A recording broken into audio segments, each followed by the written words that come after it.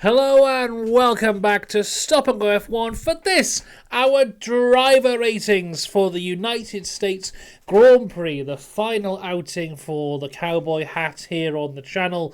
What a weekend it's been, a very, very fun race. We're going to get into all of it in a little bit. If you haven't seen our driver ratings before, we're going to give each driver a score between 1 and 10. If you haven't seen our sprint driver ratings before, what I do is I give them a score for the sprint, a score for the main race, then we combine the two and get an average, but it's a weighted average with more weight on the main race than the sprint to get their overall score. It may sound complicated, but it works just fine and no one's ever complained, and that's the main thing. Before we get into any of this, remember to like and subscribe, and a huge shout out to our members, Dakota, The Joyous James, Robin Myers, and Cinnamon Strudel. Right, shall we get into this, because I think it was quite an interesting race.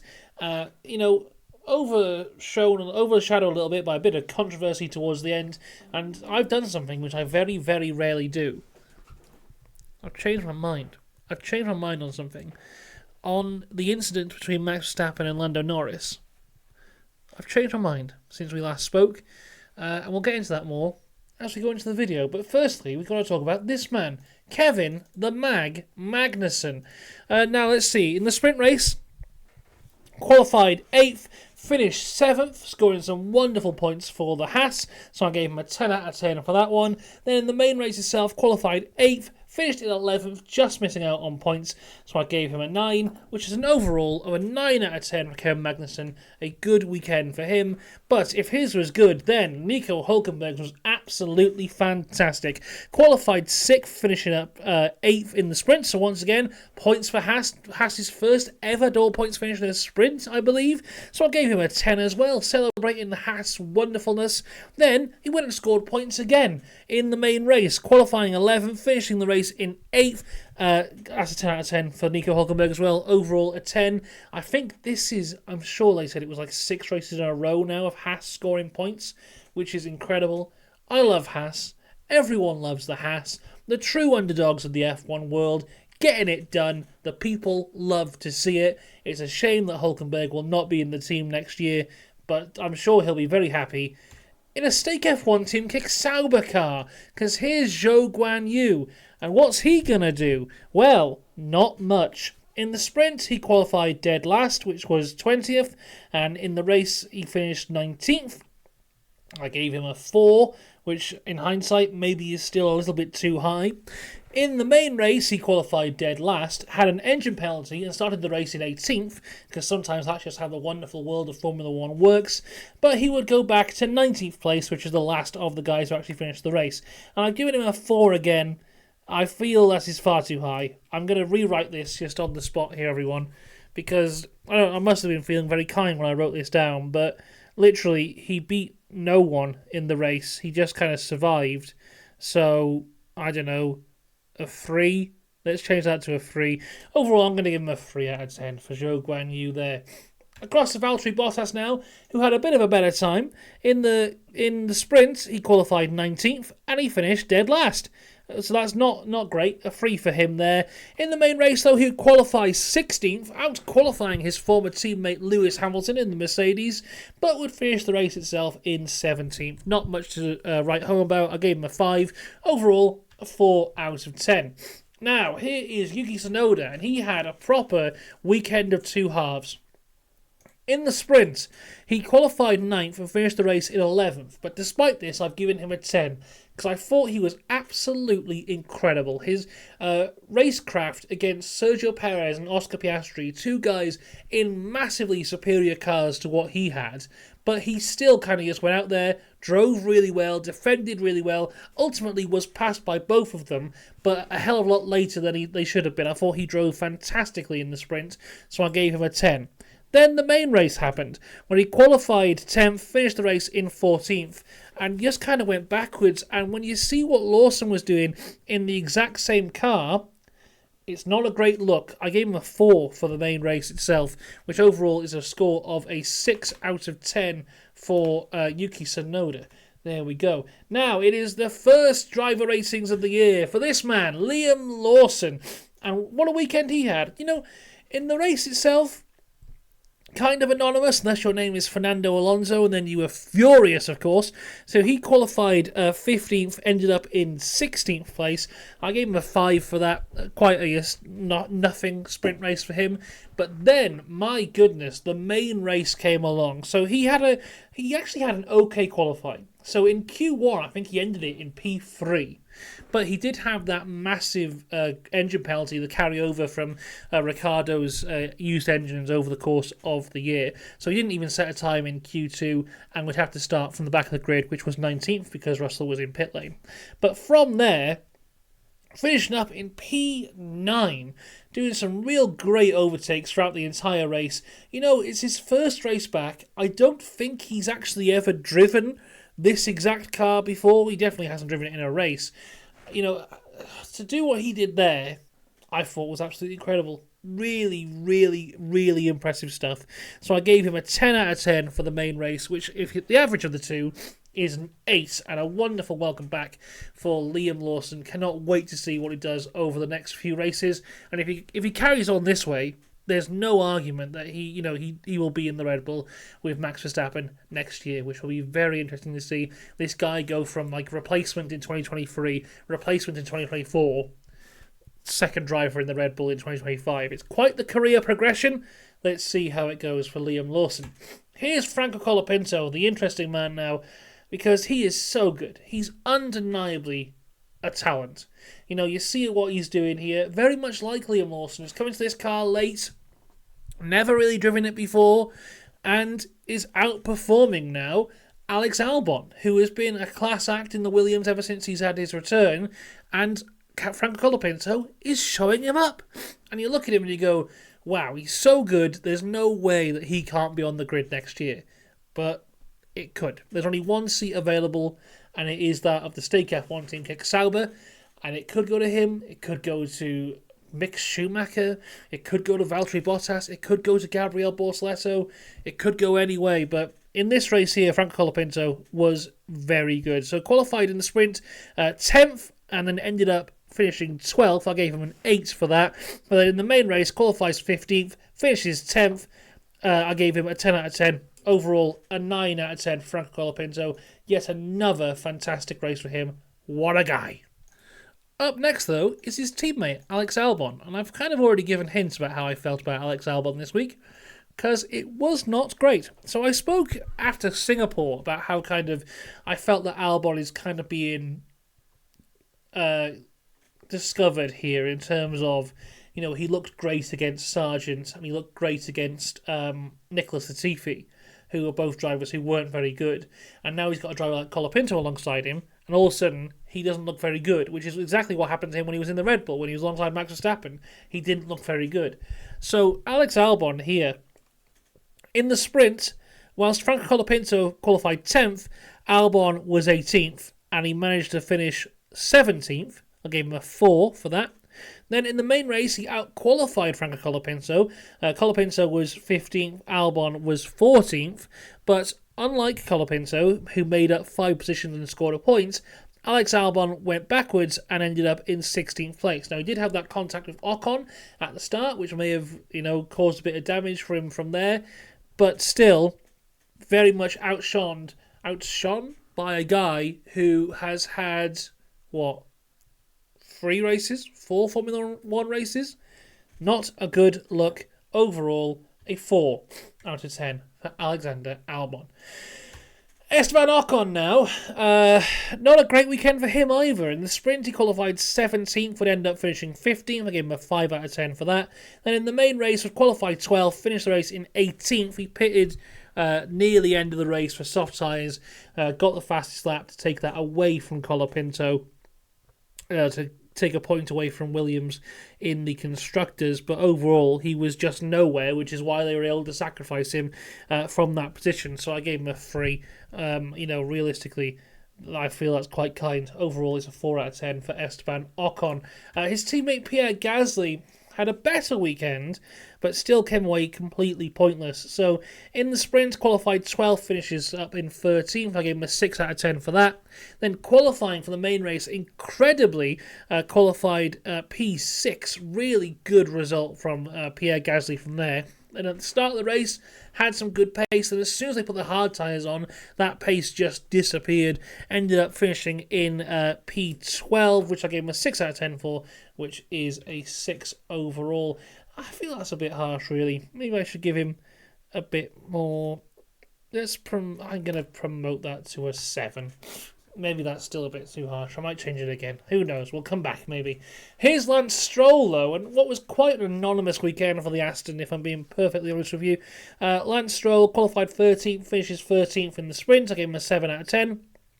Then in the main race, qualifies 13th again, but this time finishes up in 15th place. I gave him a 4 for that. It's a 5 out of 10. Straight down the middle for Lance Stroll.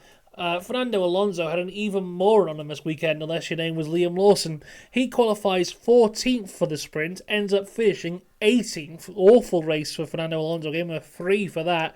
Then he qualifies quite well for the main race in 7th, but can only convert that to a 13th, which I gave him a 5. So that is a 4 out of 10 for Alonso. A very bad weekend for him. I think maybe a bit checked out of this year, looking to the future of Aston Martin. McLaren now, and someone else had a bad weekend. Oscar Piastri was just nowhere this weekend. So in the sprint, he qualified 16th out in SQ1. Not good at all. Does able to have a bit of a recovery to that to P10, but there's no points for P10 in the sprint race, so overall I'll give him a 4 out of 10 for that. Really not great. Then in the main race itself, qualifies 5th, ends up 5th. Just in a race of his own, not really challenging the likes of Lando, Max, or the Ferraris. Not really slow enough to be battling with the likes of your Russells and Perez's. Just kind of there in the middle, living his own little life. So I'll give him a 7 for that. Overall is a 6 out of 10. Let's go across now to Lando Norris.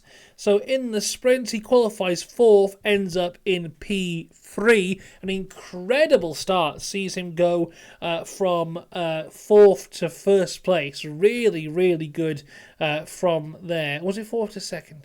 It might have been 4th to 2nd. Anyway, either way, very good. Then loses a place to Max, and you can see the two of them there kind of leading out in the front, but the pace of the Ferraris come through, loses the position to Sainz towards the end. I gave him a 9 out of 10 for the sprint. Then the race itself on pole position and ends up finishing up in P4. I gave him a 9 for that as well, which is a 9 overall for Lando Norris. Now, I did say my opinion had changed on the incident, and it has. So yesterday, I was very much of the opinion of, it's racing, it's a racing incident. I don't think either of them really deserved a penalty. Just let them race and see what happens.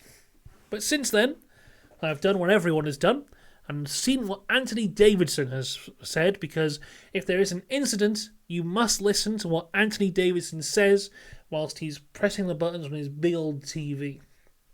And basically, what he said was, if you look at it from this point of view, the rule says whoever is ahead at the apex, that's their corner. So Max was ahead at the apex, so he is entitled to that corner, and that's what he did, pushing Lando Norris off the track.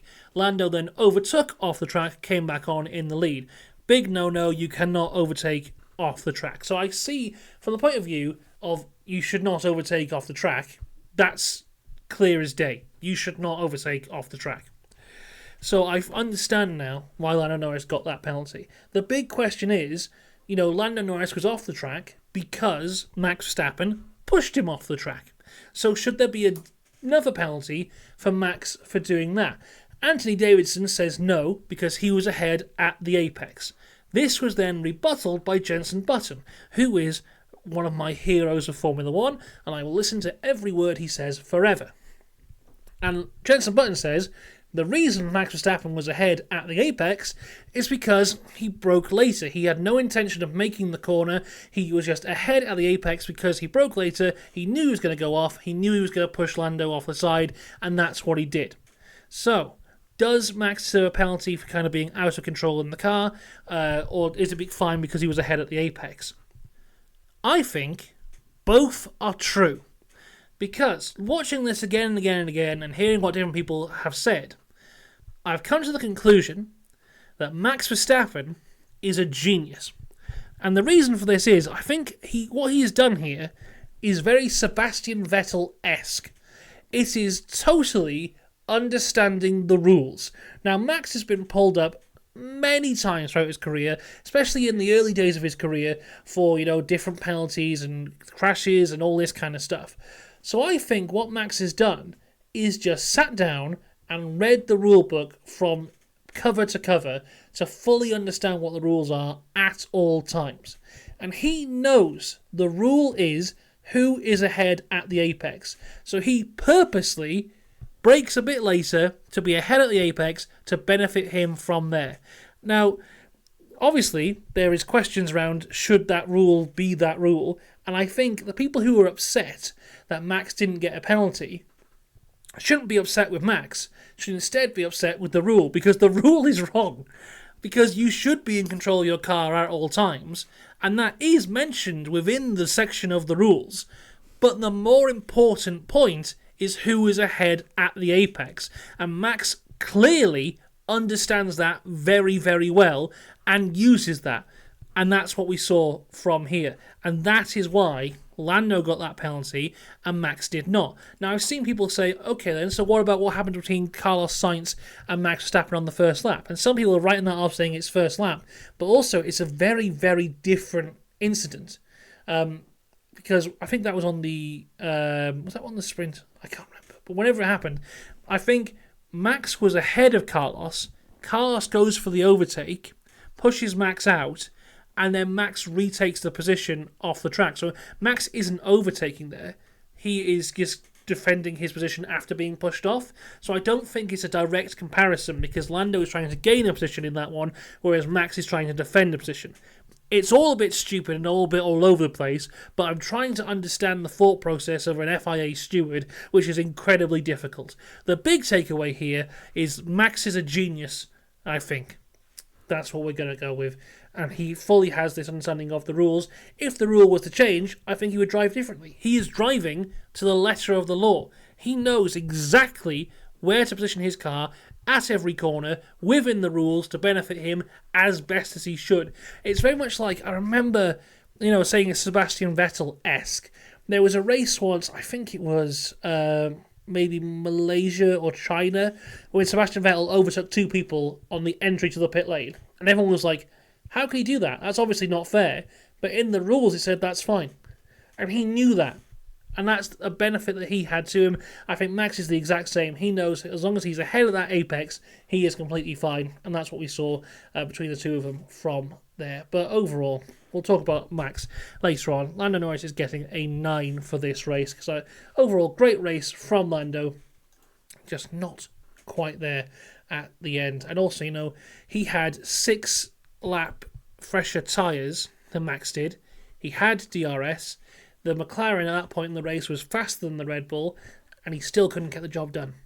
And that was because of how good Max was driving in comparison to Lando, even before they got to that incident where he got pushed out. Because realistically, if you saw the pace that McLaren had, he should have got him on the straight, but he didn't. Moving on to Carlos Sainz. Carlos qualified 5th in the sprint, would finish up in P2. Incredible race for him in the sprint, really good stuff. Gave him a 10 out of 10 for that. Then in the main race itself, qualified 3rd, ended up in P2 again. Never really on the pace of Charles Leclerc here. Had to get past Max through the pit stops, although I think either way he would have got past him anyway because he has had that much pace. I have given him a 9 though for the main race just because he was quite a bit off what Leclerc was doing. But overall, a 9 out of 10 for Carlos Sainz is very good. Then here's the main man, Charles Leclerc. In the sprint, qualifies 3rd, finishes up in P4. I gave him a 9 for that, although he was not far off Sainz at all in that sprint. They were battling all the way through, and realistically, I said this in my sprint review, but if maybe a team orders had been introduced there, maybe it would have been a double 1-2 for them, because it definitely slowed them down, all the fighting they were doing.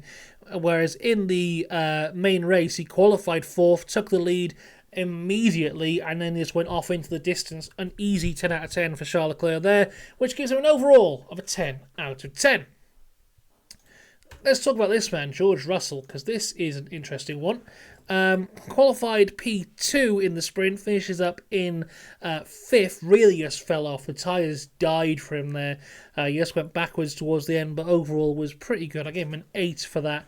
But then in the main race, qualifies well, has that crash, has to start from the pit lane, then works it all the way back to P6. An incredible race for him there. Really, really good stuff. I gave him a 10 out of 10. So overall, a 9 for George Russell.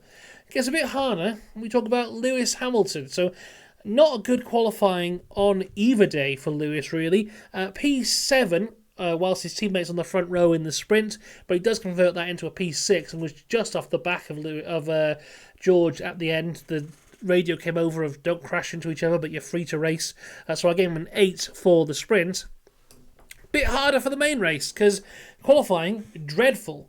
Qualified in 18th place, or was it 19th place in the end? Would start 17th. Was beaten by Valtteri Bottas, which not many people can say this year with that awful Sauber. Had a very good first lap, jumping up to P12. Got some really good moves done at the start, but then his race would end on lap 3. Now, Toto Wolff has come out and said that it wasn't driver error, it was the car.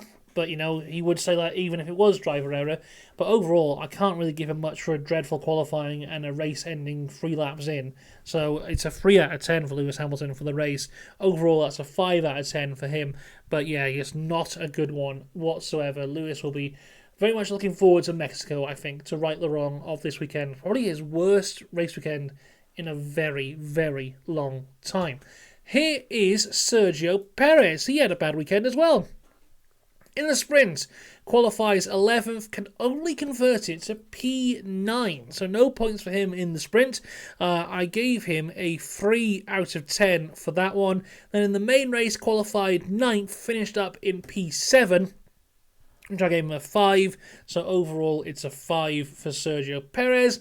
And finally, Max Verstappen in the sprint qualifies on pole and converts that into a win, so that's an easy 10 out of 10 there for him. Then in the main race would qualify in P2, would end up in P3. I've given him a 10 again, just because he was nowhere near the pace of the Ferrari, so he was never really going to finish P1 or P2. And then at that closing sequence between him and Lando, as I said, Lando on fresher tyres, with DRS, but was just not able to get past. Max doing some top quality defensive driving again and again and again for about 11 laps, not only putting his car in the right position in terms of that straight, but also through that sector 1, that twisty sector, driving so well to make sure that gap was about 7/10, lap after lap after lap, just consistent defensive driving from Max Verstappen.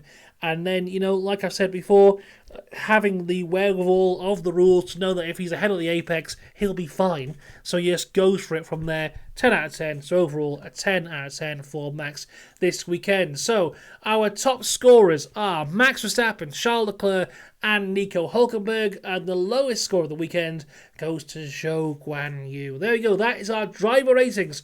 We'll be back next weekend for all things Mexican Grand Prix. Preview will be on the Friday, qualifying reaction on the Saturday, and then the race on the Sunday. I look forward to seeing you there. I can finally take off this cowboy hat. My goodness. There we go. The cowboy era is over. I will see you later. Have a good one. Goodbye.